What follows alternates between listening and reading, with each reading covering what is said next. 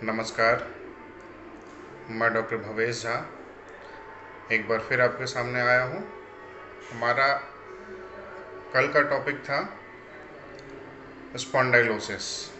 हमने अपने last video में बात किया था स्पॉन्डाइलोसिस क्या होता है, क्यों होता है, इसके लक्षण क्या हैं, इसमें क्या क्या कॉम्प्लिकेशंस हो सकता है, मतलब हमें किन परेशानियों का सामना करना पड़ सकता है और इसके प्रकार कितने होते हैं। तो हमने बात किया था cervical spondylosis, thoracic spondylosis, lumbar spondylosis और मल्टी लेवल स्पॉन्डाइलोसिस। तो जैसा कि हम सभी जान चुके हैं कि स्पॉन्डाइलोसिस का कारण क्या है, हमारी मुद्रा, हमारा एज, हमारा काम, हमारे मसल का स्ट्रेंथ, ये सब बहुत फैक्टर करते हैं स्पॉन्डाइलोसिस होने के कारण में। आज हम बात करने वाले हैं सर्वाइकल स्पॉन्डाइलोसिस। तो सर्वाइकल स्पॉन्डाइलोसिस क्या होता है? यह स्पॉन्डाइलोसिस का वो प्रकार है जो हमारे सर्वाइकल जॉइंट्स में हो, सर्वाइकल वर्टिब्रा जो होते हैं हमारे, यानी गर्दन की जो हड्डियां हमारी होती है उनमें पाई जाती है इस तरह की स्पॉन्डाइलोसिस, इसलिए इसे सर्वाइकल स्पॉन्डाइलोसिस कहते हैं। तो उसमें क्या होता है कि स्ट्रेंथ कम होने की वजह से या एज रिलेटेड उम्र बढ़ने के कारण से या कभी कभी जेनेटिक रीज़न भी हो सकते हैं, आनुवांशिकता की वजह से भी स्पॉन्डाइलोसिस हो सकता है। तो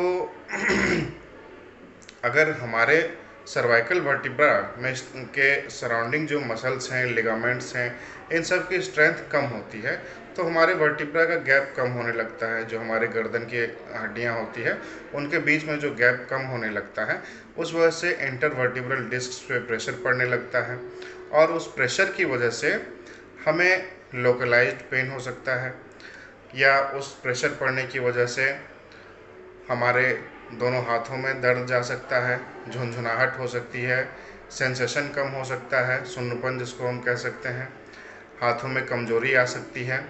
तो इन तरह की परेशानियां हमें सर्वाइकल स्पॉन्डाइलोसिस के कारण हो सकती है।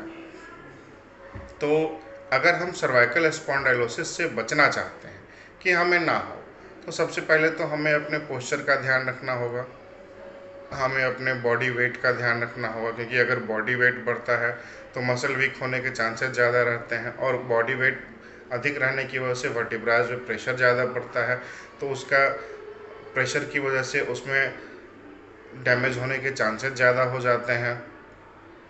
हमें अपने पोस्चर का ध्यान रखना है, हमें अपने बॉडी वेट का ध्यान रखना है, हमें अपने मसल के स्ट्रेंथ का ध्यान रखना है और हमें अपने खान पान के तरीक़ों को सुधार करके उचित विटामिन्स और कैल्शियम प्रोटीन की मात्रा हमें लेनी है। तो इन सब चीज़ों की सहायता से हम स्पॉन्डाइलोसिस होने के खतरे से बच सकते हैं। सबसे मुख्य चीज़ है कि हमें अपने मसल के स्ट्रेंथ का ध्यान रखना है, मसल के फ्लेक्सिबिलिटी का ध्यान रखना है और अपने पोस्चर का ध्यान रखना है। तो मसल के स्ट्रेंथ के लिए हमें कुछ एक्सरसाइज करनी ज़रूरी है। एक्सरसाइज करने के कारण से हमारे मसल में स्ट्रेंथ बढ़ जाएगी, फ्लेक्सिबिलिटी बढ़ जाएगी, तो इस तरह से हम स्पॉन्डाइलोसिस होने के खतरे को कम कर सकते हैं। तो आइए हम देखते हैं कि हमें स्ट्रेंथनिंग के लिए अपने गर्दन के मसल्स की स्ट्रेंथनिंग, यानी जो हमारे सर्वाइकल वर्टिब्रा हैं उनको जो मसल सपोर्ट करते हैं उसकी स्ट्रेंथनिंग करके हम सर्वाइकल स्पॉन्डाइलोसिस के खतरे को कम कर सकते हैं। जैसे सबसे पहले तो हम अपना हाथ यहाँ पे रख लेंगे और हाथ से गर्दन को पीछे की तरफ धक्का देंगे और गर्दन को कोशिश करेंगे कि हम सीधा रखें और इस पोजीशन में अपने आप को 10 सेकेंड होल्ड करना है। इससे हमारे आगे की जो मसल, जिसे हम नेक फ्लेक्सर मसल बोलते हैं, उसकी ताकत बढ़ेगी। इस तरह से 1 2 3 4 5 6 7 8 9 10, फिर रिलैक्स। हमें इस एक्सरसाइज का 10 रेपिटेशन करना है। फिर यही चीज़ हमें साइड से करना है।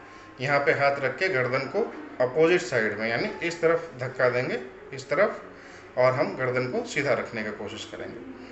1 2 3 4 5 6 7 8 9 10, रिलैक्स। हमें भी इस एक्सरसाइज का भी हमें 10 रेपिटेशन करना है। फिर जस्ट अपोजिट साइड से इधर धक्का देंगे और अपने आप को स्टेबल रखेंगे। 1 2 3 4 5 6 7 8 9 10। फिर रिलैक्स। अब क्या करेंगे, हमारे जो गर्दन के पीछे की तरफ ये मसल्स होते हैं, ट्रेपेजियस मसल, इनकी स्ट्रेंथनिंग के लिए गर्दन हम हाथ पीछे की तरफ रख लेंगे, गर्दन सीधा कर लेंगे और हाथ से गर्दन को आगे की तरफ धक्का देंगे और गर्दन सीधा रखने की कोशिश करेंगे। 1 2 3 4 5 6 7 8 9 10। रिलैक्स। हमें इस एक्सरसाइज का भी 10 रिपीटेशन करना है। तो ये एक्सरसाइज करके हम अपने गर्दन के चारों तरफ की मसल में स्ट्रेंथ बढ़ा सकते हैं और फ्लेक्सिबिलिटी बढ़ाने के लिए हम अपने गर्दन का रेंज ऑफ मोशन सही रखेंगे। जैसे हम गर्दन को पीछे की तरफ करके 1 2 3 4 5 6 7 8 9 10। इस पोजीशन में अपने आप को 10 सेकेंड होल्ड करके एक्सटेंशन एक्सरसाइज करके हम अपना एक्सटेंशन का रेंज मेंटेन कर सकते हैं और जो हमारे फ्लेक्सर मसल है इसकी फ्लेक्सिबिलिटी भी मेंटेन रहेगी। और फिर हम साइड टर्न इस तरह 1 2 3 4 5 6 7 8 9 10। रिलैक्स। फिर अपोजिट साइड 1 2 3 4 5 6 7 8 9 10। रिलैक्स। ये करके हम अपना फ्लेक्सिबिलिटी और रेंज ऑफ मोशन मेंटेन रख सकते हैं सर्वाइकल का। फिर हम जो हमारे ट्रेपेजियस मसल है इसकी स्ट्रेचिंग कैसे कर सकते हैं, तो एक हाथ यहाँ पर रख लेंगे और गर्दन को हल्का राइट और आगे की तरफ प्रेस करेंगे। इससे हमारे जो लेफ्ट साइड की ट्रेपेजियस मसल है इसकी स्ट्रेचिंग होगी। अपने आप को इस पोजीशन में 10 सेकंड होल्ड करना है। 1 2 3 4 5 6 7 8 9 10। रिलैक्स। फिर जस्ट अपोजिट करके हम राइट साइड के मसल की स्ट्रेचिंग कर सकते हैं इस तरह से।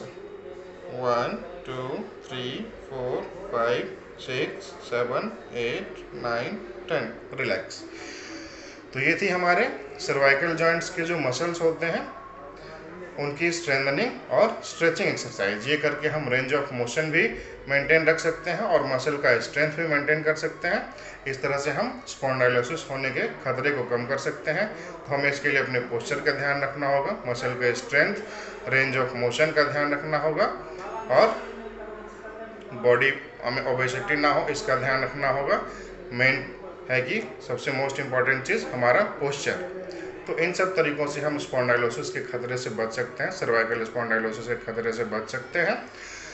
क्योंकि अगर हम शुरू में लापरवाही दिखाएंगे, उचित एक्सरसाइज नहीं करेंगे, स्ट्रेंथनिंग और फ्लेक्सिबिलिटी का ध्यान नहीं रखेंगे, तो लेटर स्टेज में हमें डिस्क बल्जिंग या डिस्क हर्निएशन या डिस्क प्रोलैप्स होने का खतरा बढ़ सकता है और फिर सर्जरी की नौबत आ सकती है। तो हमें अगर इन चीज़ों से बचना है तो इन सब चीज़ों का ध्यान रखेंगे। अगर प्रॉब्लम बढ़ती है तो फिजियोथेरेपी कराएंगे, इससे भी हम सर्जरी के नौबत से बच सकते हैं। उम्मीद है ये जानकारी अच्छी लगी हो, यूज़फुल हो। तो हम अगले वीडियो में बात करेंगे लंबर स्पॉन्डाइलोसिस क्या होता है और इससे हम कैसे बच सकते हैं। तब तक के लिए नमस्कार।